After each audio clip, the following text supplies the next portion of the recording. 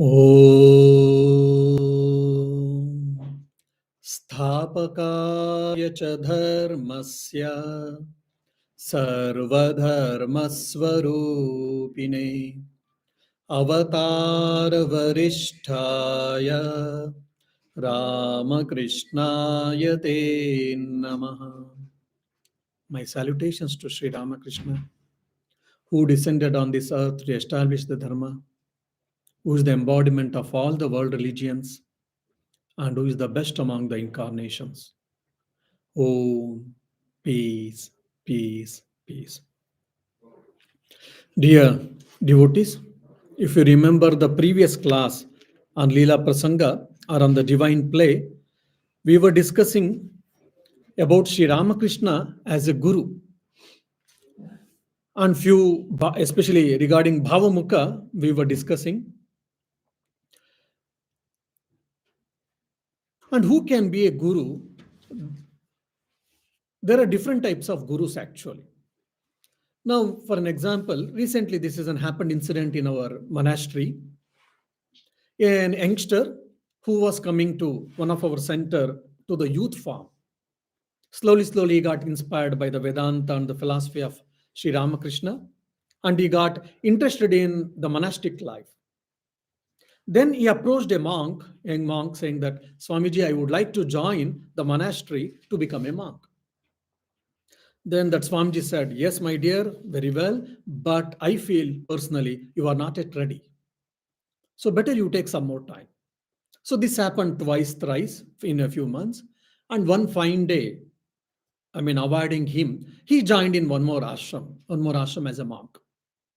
Then after joining in a month or two, he informed, Swamiji, I have joined in particular ashrama, etc.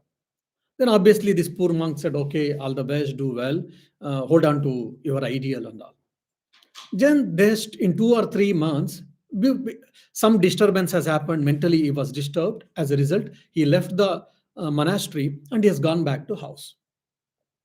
Then he called him back and he said, Swamiji, whatever you said, it was right. That I am not yet ready. Though I am spiritual aspirant and I am interested in this monastic life, I think I am not yet ready. I need some more time. Now here, if you see, the monk was guiding him, and at the same time, the monk was also telling him, you are not ready, my dear. Please don't join. You take some more time. They need a mental maturity, emotional maturity, stability, all these things. So there also, he can be called as Shiksha Guru, like one who guides. Then how that monk knew about this volunteer? Because he has undergone that experience, he has undergone that mental changes and whatnot. So by talking with a youngster, he was able to understand this young chap is not ready to join the monastery. So like this, we can get some gurus because they have advanced in their spiritual lives. They have undergone some ups and downs in their life or spiritual sadhana, they will be able to guide. And one more is based on scriptural knowledge. For an example, if someone comes, last 2 Sunday classes, we did discuss about Sasmita Samadhi, Sananda Samadhi, or Savitarka Samadhi, Nirvitarka Samadhi, different types of Sampragnat and Asampragnat Samadhi, or Savikalpa, Nirvikalpa. Now, if someone comes and asks me regarding that, I'll be able to discuss and I'll be able to guide. So it is not that I've experienced all of them, but based on the scriptural knowledge, based on the scriptural knowledge from the Patanjali Sutra, I will be able to guide. So like these few gurus, based on the scriptural knowledge, they'll be able to guide the spiritual aspirants. Now, the third type of gurus are there who are highly advanced in the spiritual life, who have experienced themselves in their spiritual life, in the spiritual experiences, and they will be able to guide. So these are the 3 types of gurus which we see generally in the world. And the fourth person is who is a realized soul, who is an experiencer of the truth, who is an experiencer of the self-realized soul. He also can be the guru. Now, when we say Sri Ramakrishna as a guru, when Swami Shardanji is discussing Sri Ramakrishna as a guru, does he fall in any of this category? He doesn't fall under any of this category, that we have to understand. Why? Because when a person who has advanced in spiritual life, he will be able to understand even about your mind without expressing. We had seen one Ram Maharaj by name, his pre-monastic name is Ram Mokshadananda. He was very spiritually advanced soul. We had seen him is fragment of his life. Even we, I don't know him, who is he, and he doesn't know me much about, at least. When we go and touch his feet and we do pranam, we used to say, "Oh, my dear, your mind is too restless today. Why you didn't do japam? Why you didn't do your meditation or spiritual practices?" Now, just first time or second time I'm meeting him, and just I touched his feet for doing a pranam, and he's able to understand my mind, what is my nature of my mind, and he was able to tell. Now, how? Because he is spiritually advanced soul, by mere touch, one can understand. And we have heard from incidents from our senior monks in the Belur Mutt. Like he has not seen like the other sides of the corridor. A monk is sitting the other side of a corridor. A brahmachari is going, and even the monk has not seen him, but just he heard the sound of his slippers or his foot, and he is telling that that monk is restless, his mind is restless, or whatever. How they are able to tell? Because of the siddhis. When they are advanced in their spiritual life, they get special powers of understanding the people. So that should not be confused with the spirituality. Now, when a person has realized soul, if not all, with many of them, they will be able to understand about their past, present, and future also. For an example, Netaji Subhash Chandra Bose was the great Indian freedom fighter. When he came in the monastery, Swami Brahmanji or Swami Shivanji, he told very clearly, this is not your cup of tea. Don't join, don't become a monk. You have something else. And the present Prime Minister of India, that is Narendra Modi ji, he wanted to join to be a monk, and he wanted to join in a Rajkot ashrama. The earlier President Maharaj, that is Swami Atmastanji, was there. And he said very clearly, this is not your cup of tea. Your field is something else. So this is way back, probably was a just young chap, Narendra Modi. He said, you have to serve the country, so don't join the monastery. But in spite of that, he went and he tried in the Himalayas, and afterwards he came back, and whatever is happened now is history. Now, they're all spiritually advanced souls, or they realized people, so they're able to understand the past, present, and future of a personality, and they'll be able to guide. This type of incidents we can see even in Sri Ramakrishna's life, no doubt. But Sri Ramakrishna as a guru doesn't come under any of these categories. So one more category which is very rare is one is prophets. So prophets also are called considered as gurus. Now Sri Ramakrishna as a guru has been discussed by Swami Shardananji as the incarnation or the supreme self has descended on this earth and taken the human form, and he has taken the role of guru, and he is guiding the humankind. So Sri Ramakrishna as a guru, as the supreme self has taken the human form, and he has descended on this earth, and is leading his life on the earth, in this mundane earth, and he is guiding. So Sri Ramakrishna as a guru, the supreme self has taken this human form. That's what we have to understand. Now, at least when we read deeply the scriptures and the Sri Ramakrishna's life and all, we will get a question. The Lord himself, or the Supreme Self himself, has taken the human form. How he would have behaved? How he would have corresponded? How he would have behaved himself, or what was his conduct, and what was his nature and etc. Just like in Bhagavad Gita we read, Sita Pragnasya Kabhasha. How the person of study wisdom, how he is to talk, how he is to behave, how he is to walk, and how he is to meditate. That's what Arjuna asked Sri Krishna. So similarly, an Avatara Purusha, the incarnation, when he descends on this earth, how he behaves is very interesting to know. Now, when we read Sri Ramakrishna's Lila Prasanga, the great master, you will get a glimpse of these things. Now, Sri Ramakrishna is behaving or is taken the role of guru from the which bhava or from which state, if you ask. Swami Shardanji tells that Sri Ramakrishna is acting as a guru from the bhavamukha state.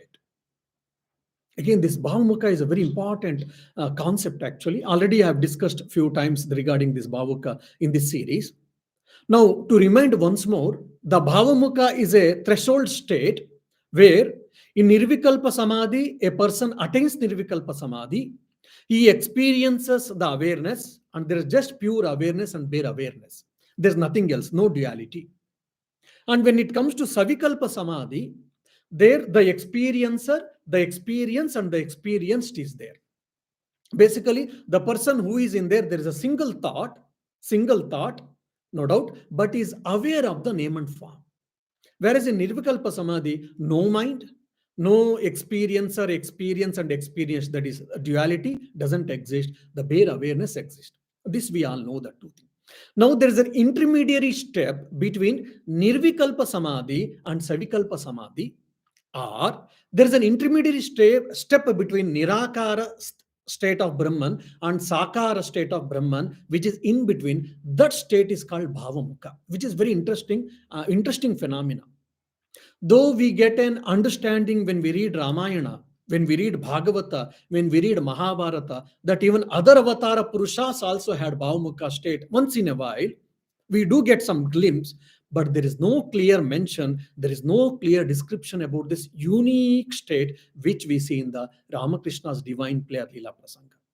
Until others we understand this, we cannot understand who is Sri Ramakrishna in reality. So Sri Ramakrishna is taken his role as a guru from this Bhavamukha state, where he is in the threshold between Nirakara state and Sakara state. Now, this is a very technical thing and which we have to think little and which we have to do some imagination also. Okay. Now, Sri Ramakrishna experienced Nirvikalpa Samadhi when he received his monastic vows from Totapuri. We all know that. In the 3 days, he was able to achieve Nirvikalpa Samadhi, which took for people years and maybe few births, no doubt. After 3 days, again he came down, and again he was for 6 months, he was in Nirvikalpa Samadhi, which we all know that. So at the end of the Nirvikalpa Samadhi, 6th month, Divine Mother said, Bhavmukhe tak. Remain in this Bhavmukha, she said. That means you are in the threshold, like so for example, I am standing on the compound wall, where there is a huge wall. So someone is standing outside the compound wall or in the road. So they are not able to see what is happening inside the compound. And someone is standing inside the compound and they are not able to see who is going, who is coming in the road actually. Now a third person is standing on the, for example, a compound wall. He is able to see who is inside the compound and who is outside, who is going and coming in the road. Basically, he is able to see outside the compound and inside the compound. This is called Bhavamukha. Now, Sri Ramakrishna is in that threshold state where at any moment he is able to go to that Nirvikalpa Samadhi state and he is able to experience that bare awareness, non-dual existence. And when his mind comes down and is in the threshold, and at the same time is able to experience the world also. When you are in the Savikalpa Samadhi, what happens? I am able to experience the object of meditation and I'm able to experience the experience state and the maybe world also sometimes. That is what Savikalpa Samadhi happens. But when you go to this Bhavamukha state, he will be able to experience the Nirvikalpa state or the Nirvikalpa Samadhi state, and he comes down, and for him, the whole world will be the wave-like or a form-like, which is nearer to, but it's a crude explanation or a crude comparison, which is called string theory, which I mean, maybe 15 years before it came in the science. The whole world is nothing but the vibrations or the energy pack, basically. So for us, the whole world looks reality with name and forms with this physical universe. The person who is in Nirvikalpa Samadhi, for him the world is not comprehensible, he is not able to comprehend the world at all, who is in Nirvikalpa Samadhi. And whereas Sri Ramakrishna is in that state, threshold state, where he is able to see this world with the full of ideas, with the full of waves of ideas, which is nothing but the cosmic ego, which is again a very unique experience. So Sri Ramakrishna was connected himself with that cosmic mind, which is roughly we can say in the Hiranyagarbha. If you have studied Hiranyagarbha Sukta, then whatever the explanations we get, more or less, it resembles to this Bhavamukha state of the Sri Ramakrishna's experience. So from that Bhavamukha state, from that cosmic ego or cosmic I, Sri Ramakrishna is guiding the humankind what to do and what not to do. So this is what very interesting actually. Now, and in the present day also, in 1901, there was a beautiful book name where the present science also is speaking about cosmic consciousness. But unfortunately, some of them, they agree with the omniscience and omnipresence and omnipotence, which Vedanta says of cosmic consciousness. but more or less, most of them they say there's a one, no doubt, but it is insentient. Most of the scientists they say. Yeah. So now here, Sri Ramakrishna is on the threshold and is able to experience this world and the individual self and his own body and mind as a wave of ideas, and is able to guide, which we have to understand. So Swami Shardanji explains this very in beautiful way. So Sri Ramakrishna's experience of that Bhavamukha has got 4 or 5 points. He is able to experience that cosmic consciousness, cosmic ego, that is one without second, and it is living, it is sentient, and it is the source of will and action. In a Lalita Sahasranama, if you see, the mother, universal mother in the Chandi, in the Lalita Sahasranama, Saundarya Lahari, then Lalita Trishati, all these things, mother, universal mother has been explained, our nature as Icha Shakti, Gnana Shakti, Kriya Shakti. Icha Shakti is the power of desire or the power of will. Gnana Shakti is the power of knowledge, and Kriya Shakti is the power of action, basically, or the power of will or action. So this cosmic ego was perceived as a divine mother by Sri Ramakrishna in this Bhavamukha state, which is the source of will and source of action. And again, interestingly, Swami Shardanji discussed about Swagata Veda. And I only fear when I go into all these things, which will be very technical and which will be very difficult for people to comprehend. Probably sometimes I will discuss. Now, the science also is today has accepted 3 types of consciousness. One is simple consciousness, the other is self-consciousness, and the third is super consciousness. Simple consciousness is what with respect to animals and all. Animals, for example, beings, animals, birds, reptiles, and all, they have got simple consciousness. Means they are not aware of too much actually there. The self-consciousness is what the consciousness among the human beings, and the super consciousness is with the mystics and with the saints and the prophets and the incarnation and the spiritual personalities. The present science is also accepting. And the super consciousness is what Swami Shardanji is speaking in his Bhavamukha state. Now, Sri Ramakrishna's experience is what? He is experiencing the individuality, but the individuality is not separate from this cosmic ego or from the God. That's what the unique thing, again, one more important point. Now I am experiencing I as a Shantivratananda. Now my experience of I-ness is different from every one of you. This is an individual perception of every one of you. But whereas Sri Ramakrishna has got a thin layer of ego from the Supreme Self, he is able to experience his individuality, but which is a part of cosmic ego. That is again very subtle difference between our experience of individual ego and Sri Ramakrishna's experience of individual ego. That he has used in a very simple layman's language as a Daivi Maya or ripened ego. And for that, how to attain that state, Sri Ramakrishna tells that you have to start that either instead of saying son of so and so, I'm a manager, I'm a company CEO, and I have achieved so and so. All over, we have been attached with our body and mind at external paraphernalias, detached from that and attached to the divine. How? I am the son of God, I'm the daughter of God, I'm the servant of God, or I am the father of God, mother of God. So you are trying to convert your unripened ego to the ripened ego. And in Sri Ramakrishna's case, that was a ripened ego. Not only that, it was identified with a cosmic ego. Because with many saints, we can see the ripened ego, like Hanuman and many saints. For example, Mirabai, Santa Tukaram, Santa Gnanadev, Ram Prasad, all of them we can see the ripened ego. Whereas in him, it was not only ripened ego, rather it was a cosmic ego. From that cosmic ego, Sri Ramakrishna is guiding the humankind. Now, what is that cosmic ego? Sri Ramakrishna, Swami Shardanji tells very clearly that Sri Ramakrishna's mind or ego has been completely disappeared, pseudo ego, and he was constantly realizing that I am that all pervading. And that's why Sri Ramakrishna used to tell, what do you say? I am the son of the mother, and whatever mother wills, it happens.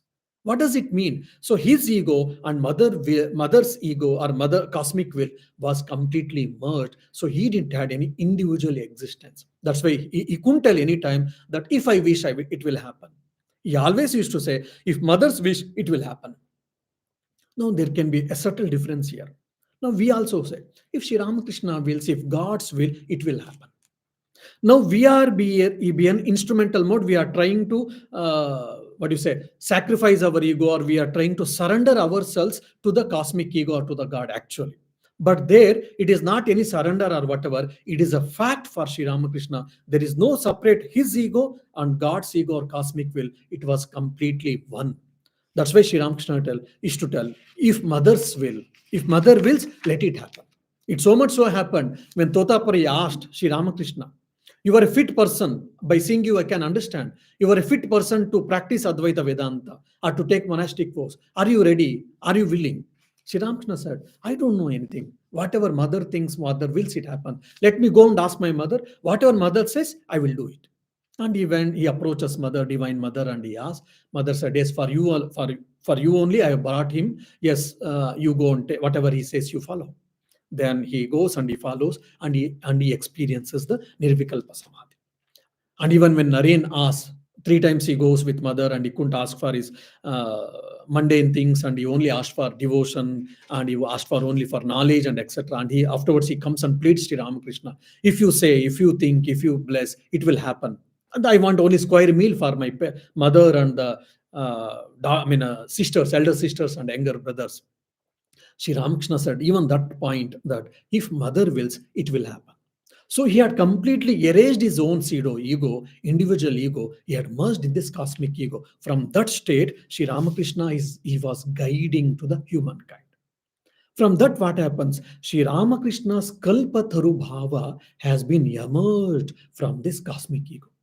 So now you may get a link why I was giving all these philosophical descriptions.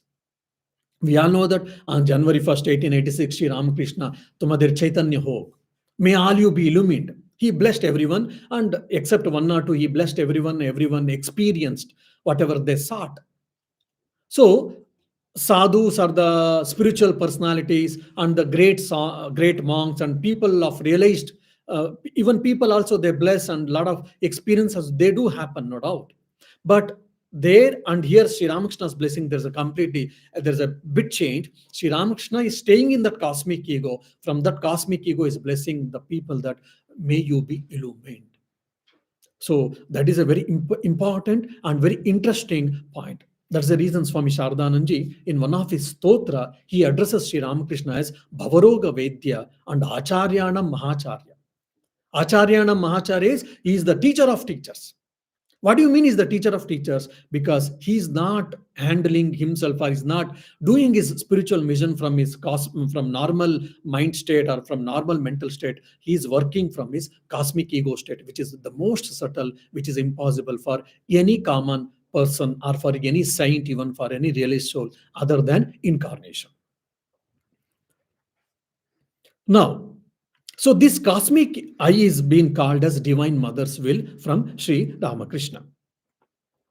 And this cosmic ego is Bhavamukha, what I say. And here itself, Sri Ramakrishna used to address in his gospel, if you read, use that Brahma, Tini Brahma, Tini Brahma, Tini Shakti. So whoever is called Brahman, he or she, it is also called Shakti. That's what we hear from Sri Ramakrishna's teachings, which is a part of Tantra sadhana and all, no doubt, Tantra philosophy. But that is also again connected to his Bhavamukha state.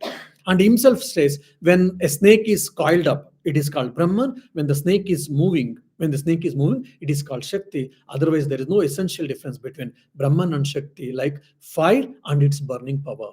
All these things, how Sri Ramakrishna understood, how Sri Ramakrishna came to know experience because of his own experience of Nirvikalpa Samadhi, Savikalpa Samadhi, and in the state of Bhavamukha.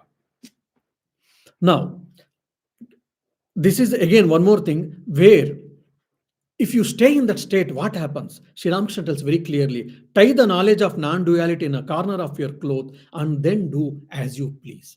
So you try to raise your mind from your body consciousness, you go to the mind, from to the mind, to the maybe thoughts or the intellect. From then you go to the self. I am the self. I am the self. So when you go to that self-consciousness, Brahma Bhava or Bhagavad Bhava, when you start working in the world or whatever you do in the work, in the mundane world, then there is no chance of falling you. This is again beautifully explained by my Gurudev, our Guru teacher, that is Swami Ranganathanamji. I think this I narrated in one of my lecture already.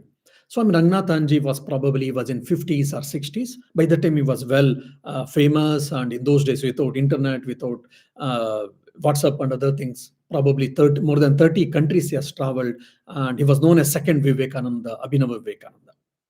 So one day, one senior monk, he said, Rangnathananda, you are a good prophylix speaker, no doubt. People are thinking about you, much sought after you, and all these things fine.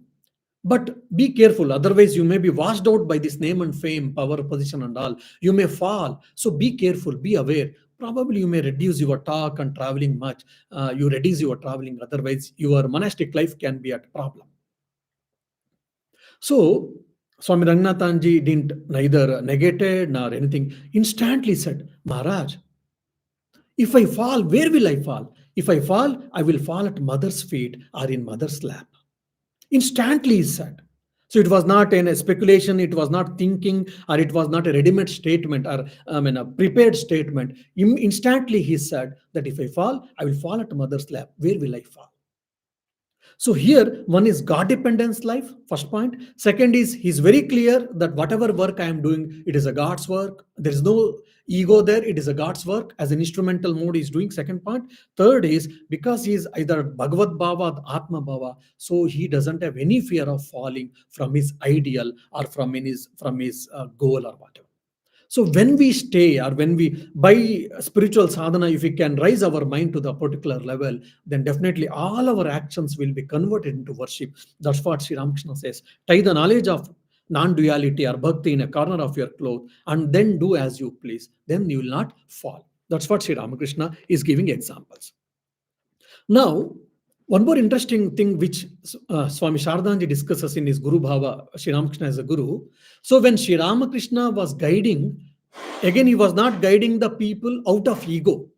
Because, oh, I'm a Guru, I have got a lot of fan following. Out of ego, we may guide people. No. And he didn't had any desire for name, fame, power, position, or for any other things. So he was not guiding. Then why was he guiding? From what state, what mental state he was guiding? He was guiding from that cosmic state. And Swami Gambhiranji, in one of his, I think, talk very nicely, he discusses about this Kalpataru day. That Kalpataru day, a lot of devotees are making of it, and even monks are taking. I don't think anything great about it. Rather, I feel it is Atma Prakash Divas, self-revelation day, he says, Swami Gambhiranji. Very interesting point. Why? Because Swami Shardanji gives a very beautiful explanation in his Leela Prasanga. Kalpataru day, January 1st happened, no doubt. It was a self-revelation day or Kalpataru day. There openly he blessed devotees, except one or two, maybe around 30 people. But Swami Shardanji says, this Kalpataru day or Sri Ramakrishna as a Kalpataru, we have seen couple of times in Dakshineshwar. Maybe with one or two people, devotees, they got whatever the devotees they got on the Kalpataru day. Similar grace, divine grace, was received by devotees during other days in Dakshineshwar. So Swami Shardanji says that was quite natural. So then what is the significance, or what is the uniqueness of the Kalpataru day, which we celebrate on January 1, 1886? That was a very publicly he showed who is he or what is he. So on the Kalpataru day or on other times when he became a Kalpataru and when he blessed people, so he was blessing from this cosmic eye, which is called the Bhavamukha, or which is called roughly I can say Sakara Nirguna Rupa. That is Nirakara Nirguna Rupa, Sakara Saguna Rupa. In between there is a called Nirakara Saguna Rupa. From that mental state, he blessed the devotees. So what is that can be explained? One is able to experience the non-duality, or he was able to experience the truth. At the same time, he is able to experience the world also, not in the form of name and form, rather in the form of waves or in the ideas. So when he used to see in that Bhavamukha state, when he used to see the people or when he used to see the world, he used to see probably hazy forms. More than that, everything, the whole world was covered with the waves of ideas. or waves of thoughts, waves of what do you say? Mm, there's a beautiful waves of energy. That is what explained in the Lila Prasanga. So now you will get a glimpse what would have been the Sri Ramakrishna's mental state most of the times. So he was not in the dual state, he was not non-dual state, he was in between where he was to comprehend both non-dual and dual, which is a very unique state which we don't get such a beautiful explanation and beautiful description in any other literatures. As I already told, in Ramayana, Mahabharata, we get some glimpses about this, but we don't get clear explanation, such a beautiful explanation. Why? Because, for example, I can give one example in Mahabharata, when Indrajit shot an arrow to the Lakshmana, when Lakshmana he felt unconscious. When he fell unconscious, Indrajit wanted to come and he wanted to lift him, but he couldn't lift because Lakshmana was so heavy actually. But if you see, physically, Lakshmana was not supposed to be heavy actually. But when the arrow was shot, the Valmiki Ramayana gives a beautiful description about it. When arrow was shot, when he was going to unconscious state, before going to unconscious state, Lakshmana was able to remember his original state or his original nature, what is his Adishesha or Vasuki. So he was able to remember who is he, that is Vasuki or Adishesha, and he fell. So because he was Adishesha or Vasuki was able to remember, that's why he was very huge. It is nothing but gravitational force. The other meaning of the Vasuki is called. So because he was so heavy, Indrajit was unable to take him, unable to lift him, the Lakshmana. Finally, he had to run away from the battlefield, Indrajit. Why it happened? Because immediately at any moment of time, these all incarnations, they'll be able to remember their original forms or original nature, and they were able to transcend their minds. The same thing we can see in the life of Rama, life of Krishna, and in the life of Holy Mother and Swamiji also. Interestingly, I mean, one of the disciple, I think Pavitranandji, or I don't remember exactly the monk name, was the disciple of Holy Mother, direct disciple of Holy Mother. Once he asked, Mother, do you remember all the time your nature? Initially, Holy Mother avoided the question, but he was very adamant. He was go on pressing, you have to tell today, do you remember your real nature always, always? Then Mother tells very beautifully that, Mother, he tells in Bengali, of course, I'm translating. If I remember always my real nature, how can I work? How can I take care of you all? How can I do my work here? Then, Mother, have you forgotten your real nature? Don't you remember at all? No. At any moment, whenever I wish, whenever I think, or whenever I want, at any moment, I can remember. And it remembers me, often, no doubt, but all the time I don't remember. If I remember, I cannot work, so that we have covered a layer of ignorance on ourselves, which is called Vidya Maya or Devi Maya. That's what Sri Ramakrishna said, fix your mind on Radhi, which is called Yoga Maya. So these are crude examples we can think, which is a Puranic way of understanding. What is there that? So Holy Mother has brought her mind bit down, attaching to Radhi, so that she's able to retain her mind and she's able to work. The same thing we can see in the life of Swamiji. Many times, in no time, his mind used to go to Nirvikalpa Samadhi because it was his real nature always. So he was always had a difficulty to bring his mind. So for that, he used to think of Sri Ramakrishna, Ramakrishna's work, or about the world, or about the India, or about the sufferings of the people. So these were the distractions for Swamiji to bring his mind down, and he was able to do his spiritual mission. So when Sri Ramakrishna was in that Bhaumukha state, so the flow of spiritual energy was enormous. That is the reason Swami Vivekananda tells about, by Sri Ramakrishna's advent, what happens? The Brahma Kundalini of the Jagat has been risen or awakened. When we hear all these things, it looks very esoteric and very mystical, and it goes above the head and all. So when we read and when we study Sri Ramakrishna's life or the incarnation's life, based on the scriptures, we will get some glimpses. Why Sri Ramakrishna advent has awakened the Brahma Kundalini, or has awakened the energy, the inner core energy of the entire world, entire creation or cosmos. Why? Because Sri Ramakrishna, one is an incarnation, and apart from that, he did a lot of spiritual practices and he invoked the Shakti. One is that from his spiritual practices, we can say. And second, while living, he is living in such a highest state, highest possible, highest state. Because of that, the Brahma Kundalini has been awakened. We get some commentaries from Swami Vivekananda's utterances on Sri Ramakrishna here. And the same thing we can see by his mere wish, or by mere thinking, or by mere his thought, he was able to, what do you say, awaken the spirituality in many people's life. How? Why? Because his mind was again in that cosmic ego, or in that bhavamukha state. And the same thing was testified, and same thing was confirmed by the Bhairavi Brahmini and so many Gauri Pandit and other Pandits based on the scriptures. And same thing was also told by asked by Girish and Sri Ramakrishna. Again, he also confirmed that.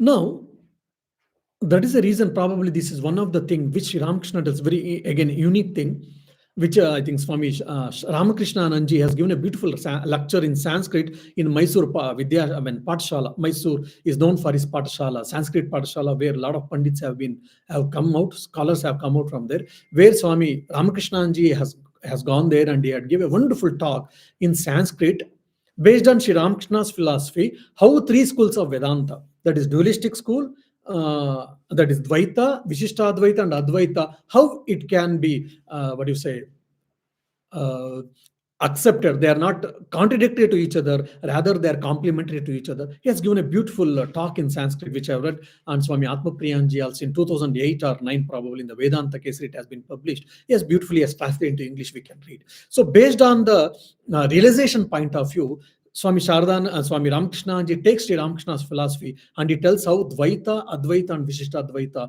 are the three stepping stones towards the reality. The same thing has been discussed by Swami Shardanji also in the Sri Ramakrishna as a Guru chapter, how Sri Ramakrishna beautifully explains Dvaita is the first step, and the Vishishtadvaita the second step or intermediate step, and Advaita is the final step by which one can experience the reality, one can comprehend the reality. Again, this is one of the unique contribution of Sri Ramakrishna. Why? Because harmony of yogas, harmony of paths, harmony of sects, different, I think 7 or 9 types of harmony, which I think I've discussed already even in an exclusive lecture, where Sri Ramakrishna established 7 or 9 types of harmonies. Among them, harmony of the Vedantic sects, which based on his experience. So what was that experience? Again, the experience of Bhavamukha, or from the Bhavamukha state, he was able to comprehend, and he was able to tell Dvaita, Vishishtadvaita, and Advaita are other schools of Vedanta. All other schools of Vedanta, they're nothing but they're complementary to each other, they're not contradictory, and each is the progressive step towards the reality. And for that, Swami Vivekananda gives a beautiful explanation in one of his lectures from Colombo to Almora. I think he gave a lecture on Vedanta, probably in a Lahore, I think. In that, he gives a beautiful explanation for this commentary. Like he gives a simple example, like we are traveling towards the sun and we are taking different photographs. Say, for an example, someone is taking the photograph of sun from 10,000 light years. Someone, again, after we have traveled, then someone has taken the photo of the sun from the 8,000 light years. Someone 5,000, 4,000, 3,000, 2,000, or 100 light years, someone has taken the photo of the sun. Now, the person starting from the 10,000 light years to the 100 light years, if all the photographs, if you place each side by side, the appearance of the sun, or the understanding, the knowledge of the sun will be different because of the distance, actually. Though the photography of the sun alone, the object is same, but the experience and the understanding of the sun will vary. Why? Because of the distance. So the more and more you are you are nearer to the sun, so you will get a better knowledge. So giving this example, Swami Vivekananda concludes that, so Dvaita, Vishishtadvaita, Advaita also, they are the different stepping stones towards the reality. So it is not Advaita is complete in itself. Advaita is not the perfect in itself, no doubt, but it is the possible, rational philosophy which is nearest to the truth. That's what Swami Vivekananda concludes his view on the Advaita philosophy, and why it is more rational and more philosophical and nearest to the truth. For that, Sri Ramakrishna's understanding of Vedanta, or intra sects of Vedanta, or inter harmony of Vedanta sects, based on his Bhavamukha. So Sri Ramakrishna's Bhavamukha, until otherwise we understand who is Sri Ramakrishna, what is his work, and how he worked, and what level he worked, definitely will not be able to understand. And for that, we have to have a fair knowledge of Savikalpa Samadhi, Nirvikalpa Samadhi, and Sampragnata, and different types. All these things, if you have got a fair idea, then we'll be able to understand the Sri Ramakrishna's Bhava Mukha. When you understand Sri Ramakrishna's Bhava Mukha, then Sri Ramakrishna's Avatara Karya, how he did, at what level he did, how he created different ripples or different wave currents across the globe, and in India and across the globe, we can get some glimpse. May Sri Ramakrishna bless us so that we shall be able to understand these important concepts, and we shall be able to comprehend his great work and his personality, so that we shall try to aspire to comprehend the reality and experience the reality. Om Shanti Shanti Shanti. Harihi Om Tat Sat. Shri Ramakrishna Arpanamastu.